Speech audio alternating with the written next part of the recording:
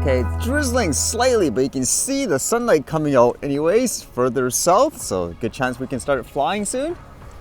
And what did I read today? In terms of flying, it sounds like there's more drones falling out of the sky when it comes to drone shows. What's going on, huh? As it says here, multiple drones unexpectedly fell from the sky during downtown Orlando's drone show at Lake Eola on Saturday. The holiday drone show features a display of synchronized drones flying in formation to create holiday-themed designs in the night sky. Initially, there was supposed to be two performances, one at 6:30 p.m. and another at 8 p.m., but the second show was cancelled. Just before 8 p.m., city officials announced the cancellation in an Instagram post, saying, "We apologize for any inconvenience," officials stated on Instagram. Videos circulating across social media show multiple drones falling from the sky mid-performance. So you can see in the videos too, the drones didn't just, for example, fall straight down. It seemed like they went out of control as if there was a huge wind gust, for example, so who knows what was going on. Was it, for example, the wind, or was there an error or something like the return to home? It says it's still unclear what caused the drones to fall. The Orlando Fire Department said one person was injured during the event and sent to the hospital. The victim was later identified as a 7-year-old boy and is undergoing open heart surgery. Okay, that makes it double worse, I guess, for the organizers and everything, especially for the person that got injured. Not only were you going through, I guess, a hard situation, having to go through surgery and all that, but at the same time you get smacked by the drone during this show. It says Adriana Egerton, the mother of the boy, said her family was watching the drone show when multiple drones fell from the sky and one hit her son in the chest. The Federal Aviation Administration is investigating the incident. What do you think could have possibly happened here? Because again, this seems to be happening more common around these types of shows for some reason. Is it, for example, a flaw in the software where everyone's using the same thing and people just haven't narrowed down what's wrong? Or is there something wrong with the hardware, for example? Or the worst case scenario could be somebody's actually interfering with the signal and all that. I wouldn't put that past anyways. But yeah, is this a huge concern for people conducting drone shows? You would think anyways, with how much open space they had from the looks of it here anyways, away from the public, it would have been perfectly safe. Because even like when I fly a regular drone, for example, I tend to make sure there's nothing directly underneath me. Like for example, let's just say a person that could get injured, or if it falls, whatever, like it lands in water. But yeah, who knows what's going on here, huh? Still a lot of news in terms of things like mystery drones in the US too, and people are trying to figure out what it is. And this is kind of an interesting theory where some people are saying it might have been these drones. It says here, BAE Systems Strix VTOL completes first flight, could be mistaken for New Jersey drone. What would you think? Is it a possibility? It says, unlike the recent New Jersey drone sightings, BAE Systems Strix isn't silent, but it did manage to complete its first flight. The vertical takeoff and landing uncrewed aerial system is fully autonomous, with a remote pilot providing safety overwatch who was not required to intervene. While I guess it's a possibility, there's no indication here that these drones were actually flying around New Jersey and so forth, as apparently this company was based in Australia. And it says here, a quote from the company, "This program milestone highlights the ingenuity and the capability of world-class Australian engineers and delivers on our proof of concept at rapid pace. Major flight test objectives were achieved, including safe and autonomous control of an all-new VTOL aircraft, configuration never flown before in the history of flight," said Andrew Greshman, Managing Director of BAE Systems Australia's Defence Delivery Business Unit.